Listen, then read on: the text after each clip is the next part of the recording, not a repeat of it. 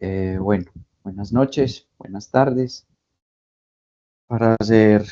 cumplidos con el horario y ya que estamos conectados, pues voy a empezar con la charla. Me ayudan si de pronto, bueno, eso no me toca a mí, si de pronto los muchachos se van a conectar en el transcurso de la charla. Me compete hoy hablarles sobre la pregunta clínica. Me pareció un tema muy interesante porque realmente pues estaba un poquito preocupado después de las charlas tan buenas que hemos tenido del manejo de paciente quemado y el paciente, pues, y la historia del estado del arte de los líquidos y los líquidos del paciente crítico, entonces yo dije, pues realmente, ¿qué puede haber diferente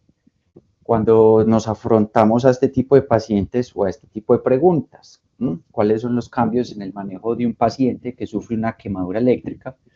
Pero realmente vamos a ver que hay una amplia variedad de aspectos fisiológicos que tenemos que tener en cuenta para nosotros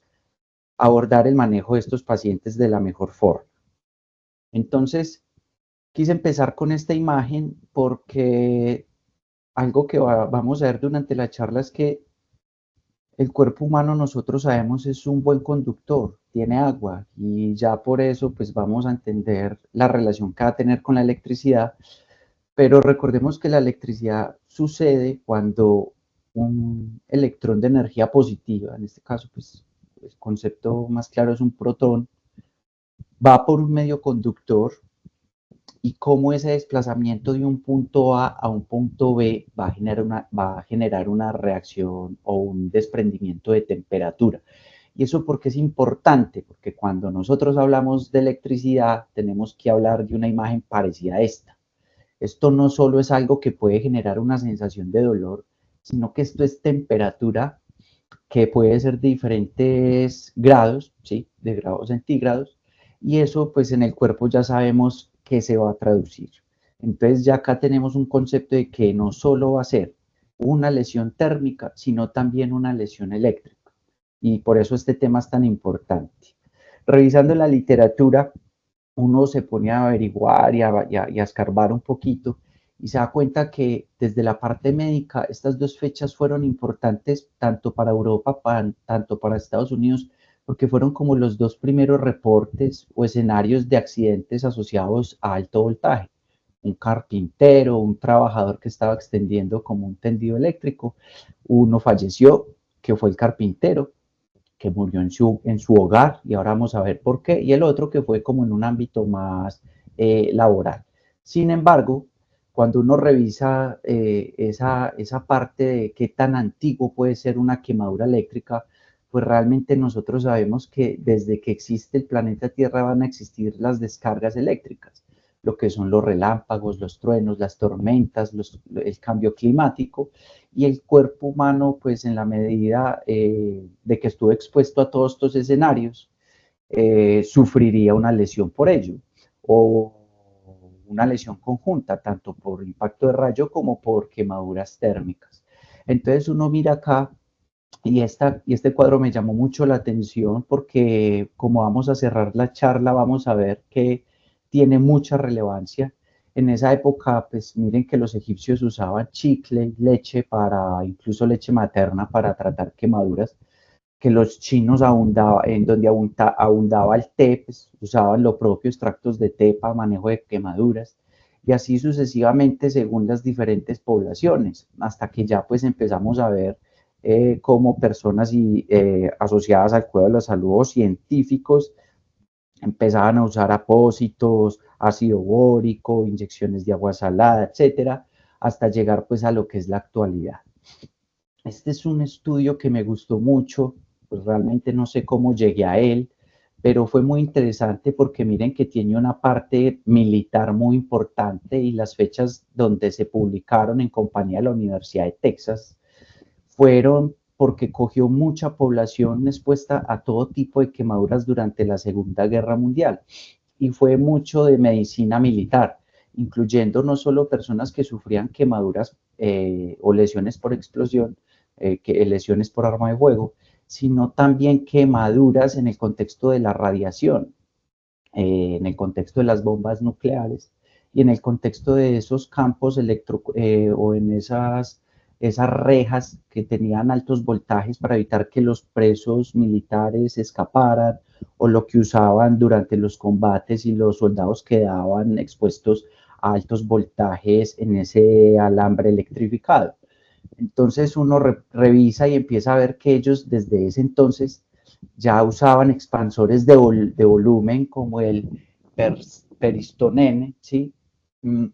Usaban mezclas de sangre, de plasma, de salino para tratar los pacientes quemados con choque. Usaban todo tipo de intervención quirúrgica, debridamientos tempranos para los pacientes con quemaduras, y asimismo usaban múltiples sustancias para aplicarlas, incluso la sulfadiazina de plata, pues en esa época ya la usaban con muy buenos resultados. Esto nos muestra que como la inteligencia humana a veces pues nos lleva a meter la nariz donde no nos han llamado, y esto yo creo que nos recuerda mucho lo que nosotros jugábamos cuando éramos pequeños y nos decían que vamos a pegarnos de un toma corriente del timbre en la casa de fulano y nos electrocutamos un ratico, pero esto es solo para entender que este es el periódico en inglés cuando la empresa telefónica Bell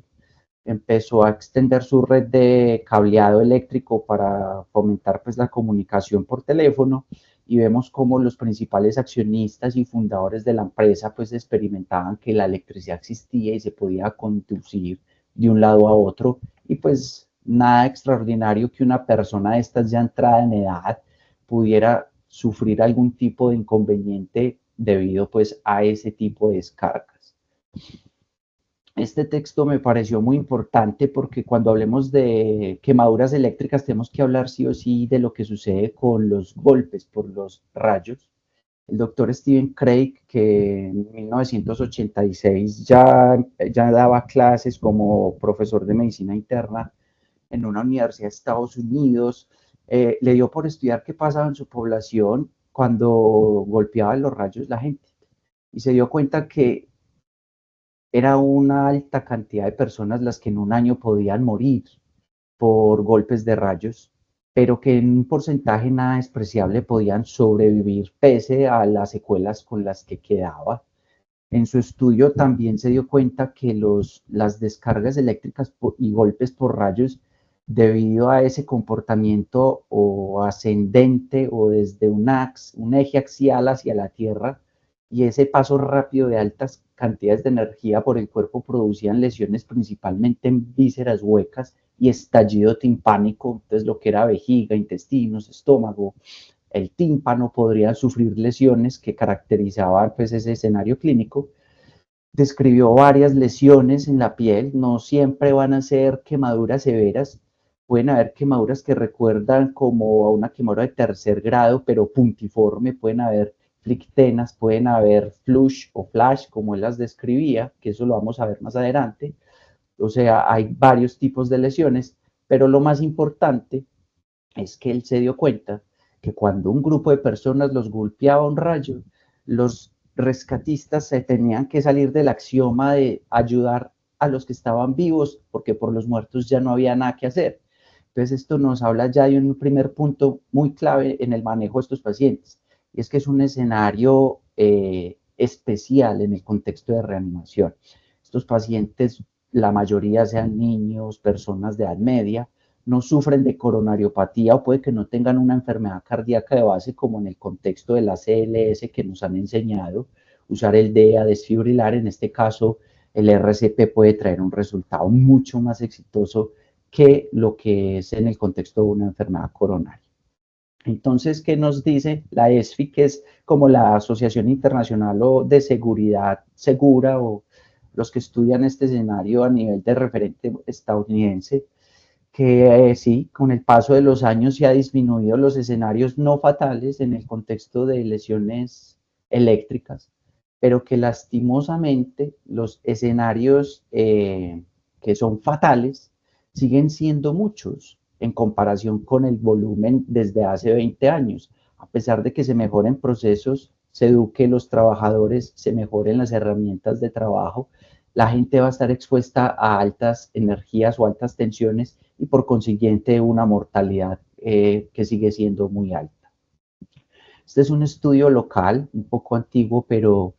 importante porque describió muchas cosas de nuestra población que se podrían extrapolar al escenario actual o a los tiempos actuales. Esto lo hicieron en muestras cadavéricas, fue el Instituto Nacional pues, de Medicina Legal, y miren que lo que ellos encontraron que las principales ciudades son las que más reportan este tipo de muertes, pero lo que nos llama la atención y no nos debe sorprender es que en ciudades como Cartagena, Santa Marta y Buenaventura, donde incluso hoy sabemos hay problemas con el cableado eléctrico y mucha gente intentará conseguir o chuzar o generar un tendido eléctrico ilegal, pues va a sufrir ese tipo de lesiones. Aunque este estudio mostró que la actividad relacionada con este tipo de accidentes era personal laboral, mire que lo que le sigue a este porcentaje de pacientes es los oficios varios, y por oficios varios es que puede entenderse por oficios varios. Realmente el texto no especifica, pero podemos hacer caso acá y poner que fue gente que intentó manipular el tendido eléctrico de una forma u otra. Y algo muy interesante es que también incluía población de la fuerza pública, principalmente el ejército, que era más en el área rural, que comprometía más a los hombres que a las mujeres y que en un periodo de 9 años pues siempre se alcanzaba casi 800 muertos por este tipo de condiciones. Pero también describieron los principales sitios de entrada de la corriente. Y como es de esperar, pues la cabeza, los miembros superiores y el tronco, principalmente la mano derecha, somos más los diestros que los zurdos, y sitios específicos de salida de la corriente, que esperaríamos fuera de la pelvis hacia abajo, como vemos en este dibujo, ambos miembros inferiores. Algo que hay que resaltar acá es que también mostró algo muy interesante o algo que pues de pronto yo no sabía ni tenía conocimiento, y es que las lesiones de bajo voltaje, que vamos a ver más adelante cómo se describe una lesión o bajo voltaje, también producían quemaduras en la piel. Entonces esto tenemos que tenerlo presente a la hora de nosotros hacer el manejo o el abordaje de estos pacientes en urgencias. Entonces vamos a hablar un poquito de lo que es los tipos de corriente y los cambios fisiológicos. Este cuadro lo va a mostrar unas 2 veces durante la charla porque es importante. Entonces recordemos que la corriente eléctrica puede ser directa o alterna, y esto tiene importancia clínica y tiene importancia a la hora de yo sospechar qué sucede con un paciente que se expone a una corriente directa o alterna. Para este autor de este texto, el voltaje de bajo voltaje era menor a 600 voltios. Los voltios nos hablan de tensión y es una medida completamente distinta a los amperios, que nos hablan de intensidad. Yo no puedo decir cuántos voltios son cuántos amperios, son cosas diferentes. Hablamos de alto voltaje por encima de 1000, otros hablan que es por encima de 600, incluso acá vamos a hablar del rayo, y acá faltaría complementar el taser, que es esa pistola que usa la fuerza pública. La resistencia, esto es muy importante para nosotros porque el cuerpo, al tener varios tejidos, la piel, el hueso, el músculo, la fascia, el hueso, pues se expone a diferentes resistencias. La intensidad de la corriente y la conductancia. Acá les quiero hablar de lo que es importante de ese cuadro anterior, y es la importancia de diferenciar una lesión por corriente alterna y corriente directa. La mayoría de nosotros estuvimos o conocemos o nos gusta este grupo de música, y ellos se llaman así precisamente porque en algún punto determinaron que se escuchaba bien, pero realmente a nosotros nos va a interesar qué significa el AC y el DC. El AC es la determinación para conocer la corriente alterna, es la corriente que está en el hogar y es la corriente que tiene un riesgo para el cuerpo humano en su fisiología más alto. Mientras que la corriente directa es la que se encuentra casi siempre en las baterías. Eso porque es importante, porque la corriente alterna, como vemos en esta gráfica, genera una descarga intermitente y, como vemos acá, que va y viene, por lo que genera unas contracturas en el músculo desorganizadas, muy rápidas, que se han reportado entre 40 a 300 en un lapso de un segundo, y son las asociadas al fenómeno de no letting go o no escapar o no dejar ir, que es lo que hace que el cuerpo humano se quede pegado de lo que lo está electrocutando. Mientras que la corriente directa generas una descarga, un choque doloroso que por lo general hace que uno retire la mano, el pie o el cuerpo salga, se mueva de donde está sufriendo la descarga. Entonces, esto es muy importante para nosotros. También entender que la intensidad de la corriente eléctrica tiene que ver mucho con el tiempo que transcurre uno expuesto a esa corriente, ¿cierto? No es lo mismo un segundo a estar 30 segundos, un minuto pegado de algo que nos está generando una injuria, porque eso pues nos va a llevar a entender este tipo de hallazgos. Y es que realmente en la parte clínica ya se ha descrito que según el amperaje y la edad, uno puede sufrir una serie de manifestaciones tan complicadas como una fibrilación ventricular hasta una sensación leve de molestia y hormigueo. Entonces miren que para los niños, ya nosotros después de 5 miliamperios podemos sufrir el fenómeno de que el niño se quede ahí agarrado de lo que sea que estaba manipulando. Para el adulto ya es casi a los 10 miliamperios, pero confirmado que después de los 20 un adulto se va a quedar pegado por un estado de tetania constante. Esa tetania puede ser local del brazo, pero lo más peligroso es que entre los 20 y los 50 miliamperios ya los músculos respiratorios están tetanizados y de ahí para arriba pues el corazón va a entrar en fibrilación ventricular. Y esto también lo extrapolamos al efecto del bajo voltaje versus alto voltaje que puede aparecer en el cuerpo humano. Entonces miren que las lesiones superficiales, poco probable las arritmias, poco probable la rhabdomiólisis, el trauma secundario, pero puede aparecer con un bajo voltaje. Y si yo tengo una predisposición a ello, un arresto cardíaco en el contexto de una fibrilación ventricular. Obviamente el alto voltaje pues va a ser todo lo opuesto, lesiones catastróficas, rhabdomiólisis, paro respiratorio, paro cardíaco y lesiones pues importantes que requieran manejo. En cuanto a las lesiones por rayo, sabemos que son muy altos amperajes, eso puede, pues según lo que encontré, de 10.000 voltios para arriba, pero la ventaja, y le digo ventaja, es que a veces eso es una lesión súbita de un segundo o menos. Si bien tiene alta mortalidad, la mayoría de la mortalidad no es por el impacto, no es por el impacto o por la caída desde la bipedestación, sino porque el paciente está en un tipo de ritmo y la gente pues desconoce eso o le da miedo arrimarse al paciente porque cree que todavía tiene una carga eléctrica. Esto es un signo clínico que en este cuerpo cadavérico ya había descrito la literatura hace mucho tiempo, que se llama el signo de Lichtenberg. Y pues uno diría, poco funcional sabes esto porque el paciente va a llegar muerto, pero hay escenarios donde el paciente puede llegar con un estado mental alterado y con este tipo de lesión. Entonces también puede aparecer en el paciente que está vivo. Es una lesión que nos va a orientar que ese paciente tiene alto riesgo de complicaciones, que estuvo expuesto a un impacto por rayo, que va a meditar una vigilancia, pero que no necesita tratamiento, porque esto no es una quemadura y han descrito que se va a mejorar en una línea de tiempo, pero que para nosotros en urgencia, en un paciente que encontraron en la vía pública, en un pastizal, en una playa, y respondió al llamado y nos llegó así, pues nos debe hacer orientar en qué puede estar sucediendo. Entonces, estas dos leyes son importantes pues, para la física y para nosotros entender que la ley de Ohm nos habla de que la intensidad de la corriente es proporcional al voltaje e inverso a la resistencia. Entonces, yo puedo estar expuesto a un mismo voltaje, pero como mi cuerpo tiene diferentes estructuras que ofrecen diferente resistencia, pues las lesiones van a ser diferentes en los diferentes planos. Y la ley de Joule, que explica esa primera diapositiva que le mostré de los protones, y es que esa mayor resistencia que se genera pues va a producir una energía térmica que va a producir una lesión por temperatura. Entonces, cuando nosotros tenemos esos pacientes que sufren esas lesiones eléctricas, tenemos un mecanismo directo que va a ser la electroporación, que ya vamos a hablar de ella, pero también unos mecanismos indirectos, que son los traumas secundarios a las caídas,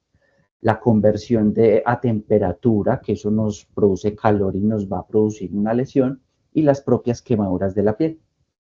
¿En qué consiste esa electroporación? Nosotros sabemos que las células tienen potenciales, responden a energía, pueden tener canales dependientes de voltaje. Entonces, cuando yo me expongo a una corriente eléctrica, esos poros, esas proteínas se pueden abrir, entra gran cantidad de calcio y otras sustancias y apenas pasa el impulso, la célula se cierra nuevamente con todo eso en su interior. Y nosotros sabemos que el calcio, cuando se concentra en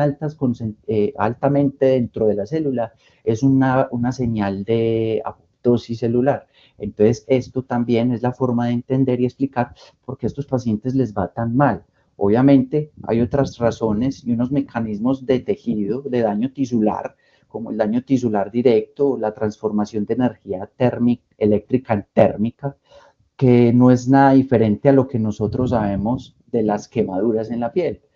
donde la necrosis de coagulación es un área ya irrecuperable, pero que se precede o está rodeada de una zona de éstasis y una zona de hiperemia. Y asimismo puede llegar un paciente con una quemadura eléctrica. ¿Y esto por qué tenemos que entenderlo desde la fisiología? Porque esto yo lo comparo al área de penumbra en el SB. Esto es un área, o la zona de éstasis es un área de vasoconstricción, más no de necrosis. Entonces,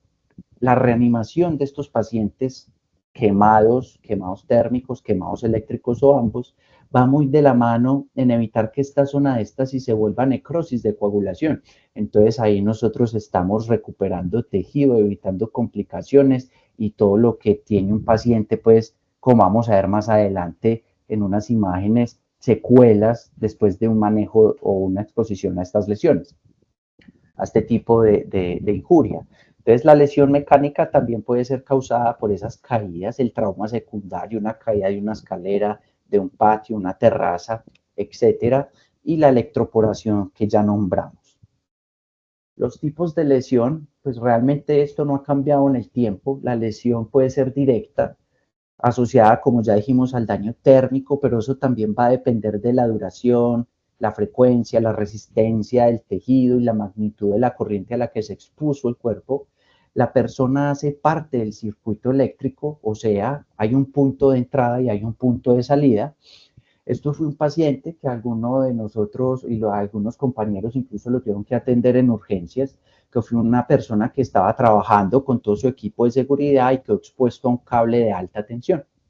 Entonces, miren, este es el brazo derecho, él lastimosamente pues tuvo una amputación supracondilla del brazo derecho por la destrucción de los tejidos. Algo muy interesante es que el paciente que sufre una quemadura eléctrica, no porque esto se vea bonito, es que cuando lo lleven a cirugía vaya a estar bien. Este paciente ya semanas después de esta foto tenía la amputación casi en el tercio medio del brazo. Miren cómo la lesión por quemadura genera esas áreas de diferentes tipos y diferentes comportamientos y cómo puede haber lesiones en otras partes donde el paciente puede o no haber entrado en contacto. Entonces no sabemos si por acá salió el cable, si es que él se recostó en el cable o si salió por acá pero hizo un arco hacia la extremidad, etcétera. Entonces son realmente pacientes desafiantes desde la parte de entender qué fue lo que estuvo pasando. Las lesiones también pueden ser indirectas y la mejor forma de entenderlo es esta: explota un transformador y miren todo lo que sucede y a lo que se expone el cuerpo humano. No solo a que si el paciente de acá no está bien seguro se va a caer y va a tener un trauma secundario, sino que esto es energía pura y alta temperatura, a la vez de que pueden haber proyectiles, esquirlas y partículas de metal, tierra, palo, cemento, ¿cierto?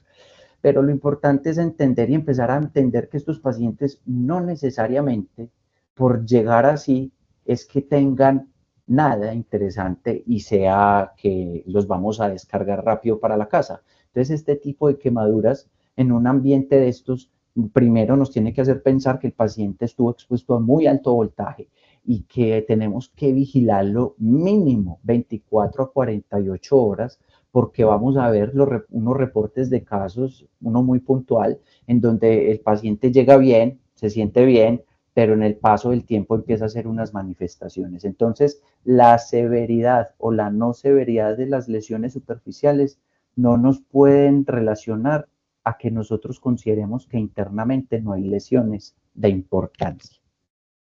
La lesión por llama, pues es muy fácil entenderla. Esto es un paciente que tenía un guante de seguridad, pero por alguna razón quedó pegado con un fenómeno de no escape o no letting go, y pues miren, se incendia el guante, entonces eso se produce una lesión por quemadura en el brazo o en la mano.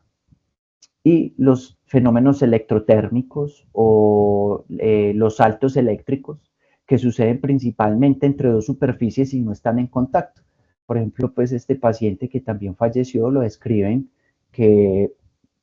uno de los lugares fue que saltó de una pierna a la otra la lesión, sin que realmente el paciente hubiera estado expuesto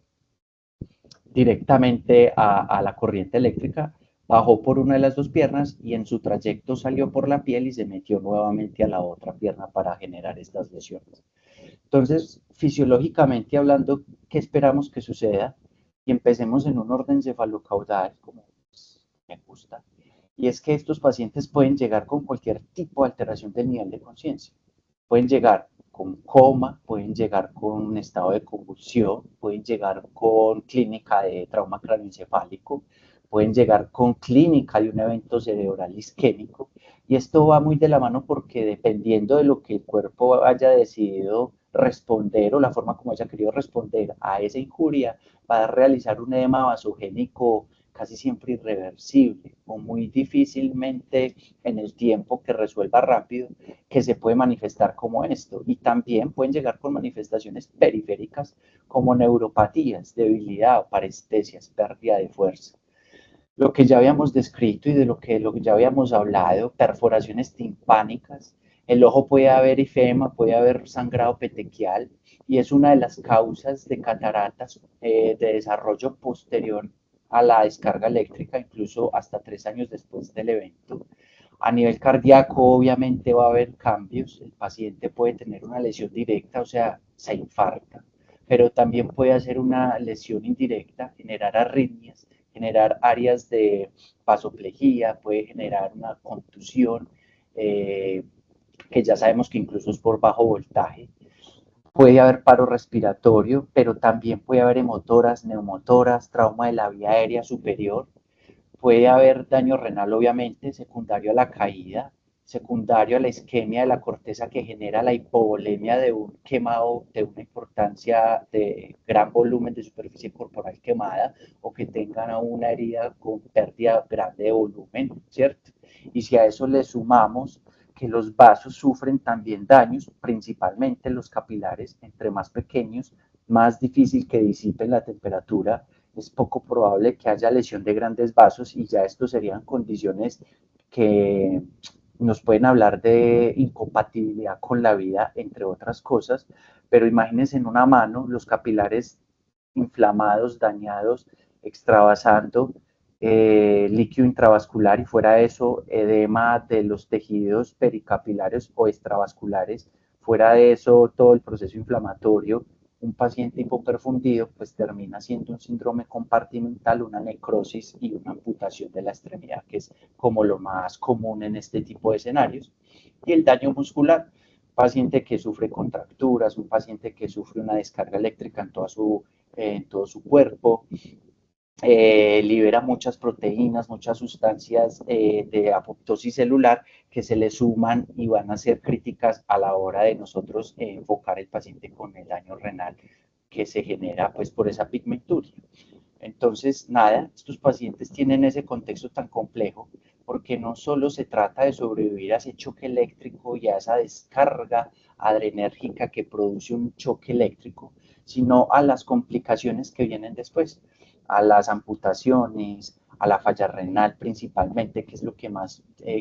cobra vidas en un paciente con una quemadura, a las complicaciones cardiovasculares, a las complicaciones neurológicas o a las secuelas ya que puede generar el quedar con una amputación o una cicatriz de gran extensión.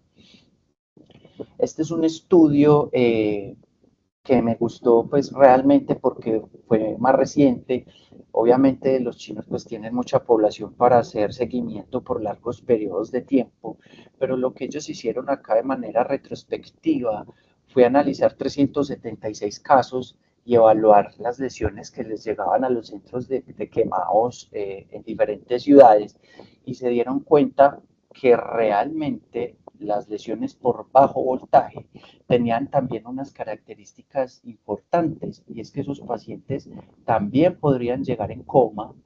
también podrían hacer injuria cardíaca, que eso ya lo sabíamos, pero también estaban expuestos al daño renal, al síndrome compartimental y a daño hepático. Y como vemos acá, pues también terminaban amputaciones tanto mayores como menores en la mayoría en algunos escenarios, con resultados pues que eran significativos, entendiendo por una amputación menor que fueran los dedos de la mano o de los pies. Una amputación mayor, todo lo diferente a esas que acabo de describir. Entonces, el abordaje y el manejo es muy importante. Puse esta imagen porque realmente nosotros hemos visto y alguna vez hemos escuchado que en Estados Unidos, por alguna razón,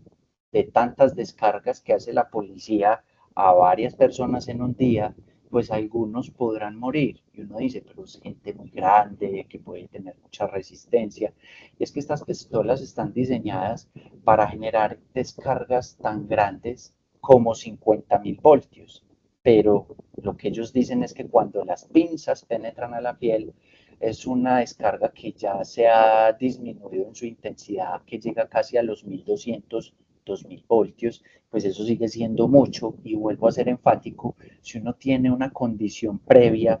que no sabía, pues estos 1200 voltios pues van a tener una manifestación muy diferente a una persona que está completamente sana. Y ahí pues la coyuntura con el uso o no de estas herramientas, pero que sí se deben considerar como causantes de lesiones eléctricas y quemaduras eléctricas en el cuerpo humano también. Entonces, la atención de estos pacientes, pues como ya lo hemos descrito, empieza desde el ámbito prehospitalario. De nada sirve pues que nosotros lleguemos a atender un paciente y hagamos parte de las víctimas potenciales, ¿cierto? Lo primero es que el escenario esté deselectrificado, por así decirlo. Nada se puede hacer cuando el paciente vemos que está pegado de una primaria, pues nosotros no podemos ir a socorrerlo, ¿cierto? Por más que sea difícil y catastrófico, pues ahí no hay mucho que se pueda hacer. Eh, el ACLS nos ha enseñado que siempre prima lo que es la vía aérea, ¿cierto? El ABCD, obviamente eso tendrá variaciones, puede ser primero la C, ¿cierto? Primero la parte de la vía aérea. Tenemos que evaluar la parte de necesidad de oxígenos, puede haber lesiones o quemaduras en la vía aérea, si el paciente está maluco, hacia qué lado lo vamos a desplazar, que finalmente eso también es importante. Y siempre sospechar el trauma secundario, que eso no me cansaré de hacer énfasis en eso, porque son pacientes que pueden tener un trauma craneoencefálico, trauma raquimedular, trauma tóraco-abdominal, una lesión que amenace la vida, una fractura de huesos largos, etcétera. Y eso todo lo tenemos que evaluar en el ámbito prehospitalario, y pues que el personal APH debe estar muy bien entrenado para este tipo de situaciones. Ya no lo había dicho el doctor, que se me olvida el nombre, pero desde 1986 ya habíamos descrito que el RCP en estos pacientes tiene tasas de éxito muy altas. Realmente quise buscar como un artículo que hablara de esto, pero entenderán la complejidad de encontrar un estudio que hable de reanimación exitosa después de que a usted le cae un rayo, cuántos se salvan, cuántos se mueren, cuántos llegaron vivos al hospital, cuántos no. Pero lo que la literatura nos dice desde esa época es que estos pacientes están en un escenario diferente, no tienen coronariopatía muy seguramente, y lo que los está matando es o una sistolia, un corazón aturdido que hizo una FB, y que puede que con una RCP básica el paciente se le salve la vida. Entonces eso tenemos, por eso el doctor decía, rompamos ese axioma de atender a los que nos llegaron corriendo, gritando, pidiendo ayuda, pero los otros estaban en el escenario, pues muy seguramente con una posibilidad de sobrevivir, pero estaban en paro. Y el traslado en la institución, que cuente con la capacidad y el recurso para el manejo, también va a ser muy, pues obviamente pertinente según el nivel de atención que ese paciente requiera. En cuanto a la atención en urgencias, pues el paciente ya puede llegarnos a nosotros para valoración secundaria, para valoración primaria, no sabemos, pero ya sabemos y tenemos en nuestro esquema mental que ese paciente mínimo es un paciente que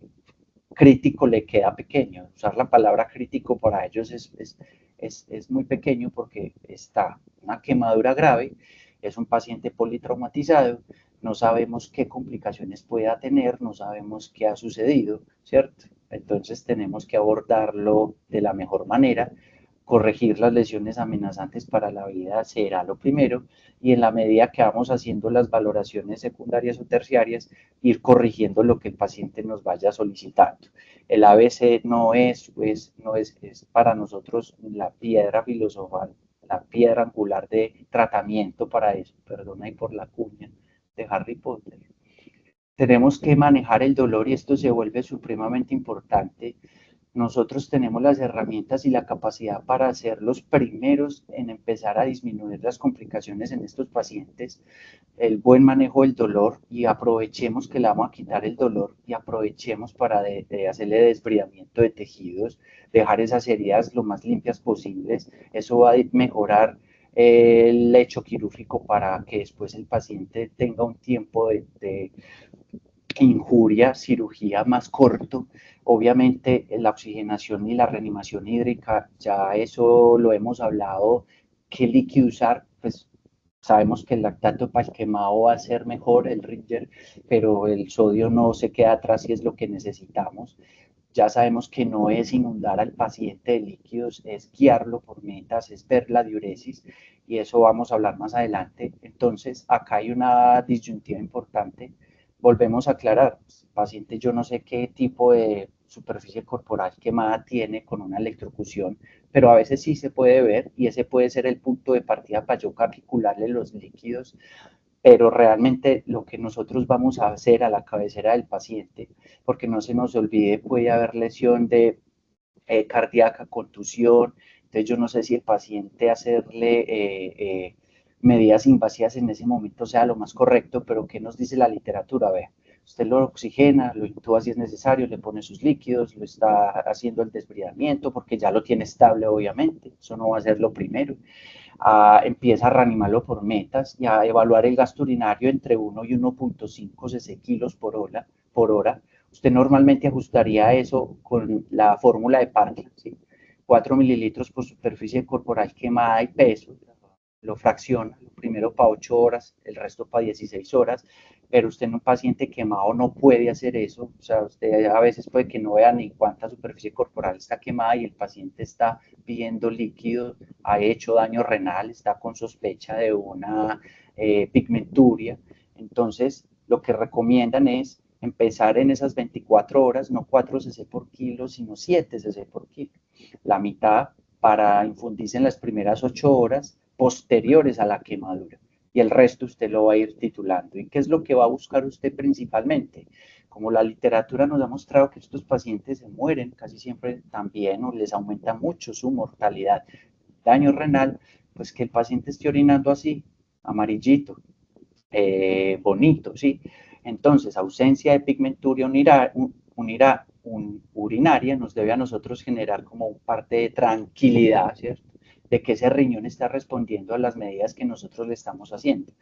El gasto urinario, evaluar que esté entre 0.5 a 1 mililitro por kilo, y aumentar esa infusión de líquidos entre un 10 a un 20% según sea necesario, o disminuirla según sea necesario, ya considerando un paciente que vamos a tener previamente monitorizado y evaluando los parámetros de diferente manera. Pero si el paciente yo le descarto trauma renal, trauma abdominal, trauma de vejiga o cualquier causa traumática que me genere hematuria, asociado a una CPK de más de 5.000, yo diría, ese paciente tiene altísimo riesgo de pigmenturia y tenemos que ser mucho más agresivos con el manejo hídrico en la medida que la bomba, que la capacidad cardiovascular de ese paciente lo permita, porque nada sirve mejorar un riñón pero encharcar un pulmón, si me hago entender. Entonces, si yo sospecho que ese paciente está haciendo ese daño renal, que lo más seguro es que lo haga por lesiones de alto voltaje, ya vimos que son muy comunes estos escenarios y CPKs por encima de 10.000, 20.000, 15.000. Entonces tenemos que elevar ese gasto urinario no de 30 a 50 cc por hora, sino casi de 100 cc por hora, hasta que esa orina aclare. Hay estudios que nos dicen, bueno, ¿qué hacemos entonces con el manitol? Les ponemos bicarbonato a sus pacientes, alcalinizar la orina o producir diuresis osmótica, ¿tiene un beneficio en la pigmenturia? Realmente no lo hay. Hay estudios que tienen una validez externa poca, mala, pero que mostraron que sí servía. Pero la literatura actual es más en contra del uso de este tipo de procedimientos y sí da una evidencia muy alta y un refuerzo científico muy alto a la reanimación hídrica para proteger el riñón de la pigmenturia. Ahora bien, ¿qué hacemos con el paciente que se expuso a 220 en la casa, que fue corriente alterna, sintió mucho dolor y va a urgencias? O el paciente que se despertó al lado de la corriente, de donde tuvo el accidente, no sabe qué pasó y llega a urgencias por su propio medio. Él dice, doctor, es que yo sé que está manipulando algo que me electrocutó, pero pues bueno, vengo para que me revise. Resulta que las indicaciones de monitoría cardíaca solo se reducen a estos 4 escenarios: que el paciente haya estado expuesto a más de 600 voltios, haya hecho síncope sin saber cuánto fue el voltaje, tenga alguna alteración en el electrocardiograma al momento de consultar y tenga dolor en el pecho. Entonces, yo evalúo el paciente, hago la historia clínica, le hago un electrocardiograma, obligatoriamente esto es necesario porque va a ser una de las indicaciones para descartar o no su ingreso a urgencias. Si logramos determinar si hubo alto o no voltaje, pues eso ahí es una disyuntiva, pero la mayoría de veces sí lo vamos a saber. Si el electro sale anormal, lo más seguro es que ese paciente yo le pueda dar salida con toda seguridad y se vaya para la casa con signo de alarma y ahí cerramos la atención. Pero si nos queda la duda, el electro está raro, yo el paciente como raro, lo ingresamos, lo estudiamos y según lo que consideremos le pediremos exámenes. No olvidemos que la prueba de embarazo en mujeres gestantes. Pero entonces la troponina siempre se debe pedir a un paciente que estuvo expuesto a alto voltaje, porque el corazón pues es un órgano neurológico con su sin sitio, etcétera, que será que sí, será que no. Y acá les traigo este reporte de caso muy interesante, un paciente de 18 años que iba caminando con sus audífonos, no escuchó que no siguiera caminando porque estaban haciendo trabajos y se paró en un cable de alta tensión. La cosa es que él no duró mucho tiempo expuesto a esto, lo llevan a urgencias, él llega despierto, llega estable, le hacen un electro, que es el de la izquierda, que está normal al ingreso, pero como hizo un síncope, hizo una amnesia del evento y estuvo expuesto a un alto voltaje, se dejó en observación. Y lo que se ve es que el paciente en menos de 6 horas, en las primeras horas, empezó a elevar el punto J, empezó a hacer QT largo, empezó a hacer supradesnivel del ST, aunque él estuvo siempre asintomático desde la parte cardiovascular. Obviamente se hicieron estudios, una ecografía que descartó trastornos segmentarios de la contractilidad o una lesión sugiriente de isquemia. Por la edad, pues no habría necesidad de hacerle un cateterismo, pero como duró tanto tiempo el supradesnivel del ST, y esto fue pues en Europa, pues se lo hicieron, pues salió normal, pero finalmente, después de 3 semanas, aunque le dieron salida como a los 7, 8 días, se dieron cuenta que a los 3 semanas el electro ya era normal. Entonces, ¿qué nos dice este estudio? Que fue principalmente el efecto cardiovascular que tienen los altos voltajes o como por ejemplo los golpes por un rayo a nivel cardíaco, pues que usted puede tener desde nada hasta mucho. Entonces, contusiones o inflamación pericárdica, infartos y lesión miocárdica,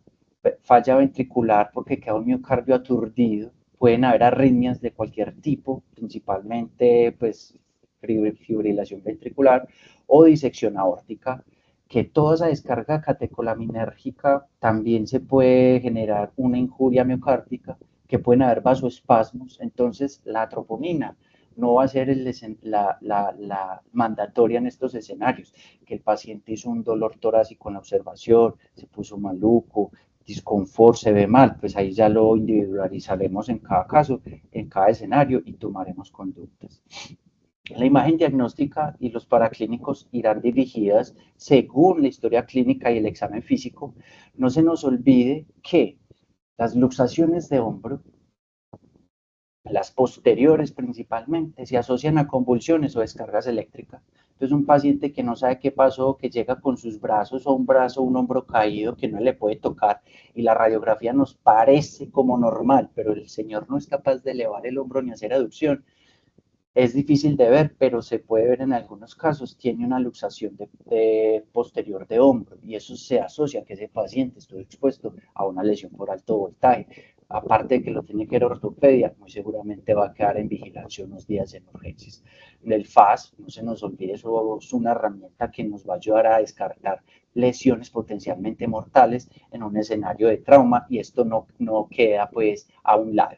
El manejo de la herida, ya hablamos de eso, la herida hay que manejarla rápidamente, si tenemos que debridémosla, no nos dé miedo, tenemos acceso a buenos medicamentos analgésicos, sedantes, la ketamina es una buena herramienta para yo manejarla en bolos y permitir que ese paciente, sea niño o adulto, sin suprimirle reflejos de protección de vía aérea, lo podamos manipular. No va a ser lo primero que hagamos, pero ya cuando el paciente esté estable, el antibiótico profiláctico en este escenario no es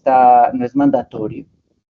como en las quemaduras en general, pero pues dejo un interrogante abierto. Un paciente que les explotó un contador y está lleno de material que no sabemos qué es, pues a lo mejor se podría beneficiar de eso, pero realmente no es mandatorio. Lo que sí es el esquema antitetánico y finalmente, según la gravedad de la quemadura, de disponer del paciente en una unidad de quemados.